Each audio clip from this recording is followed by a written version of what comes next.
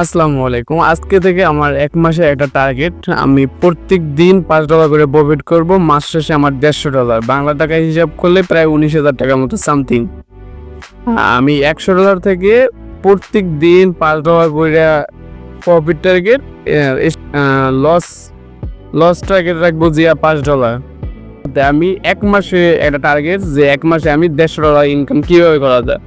আমি যদি $১৫০ ইনকাম করি আমার ১৯,০০০ টাকা আসবে। তাহলে বাংলা টাকা ব্যাপক টাকা। তাহলে আমার আজকে থেকে আমার শুরু হলো প্রত্যেক দিন $৫ কইরা, ১ মাসে $১৫০। দেখা যাক কত দূর আগাতে পারি। আজকে আমার $৫ প্রফিট।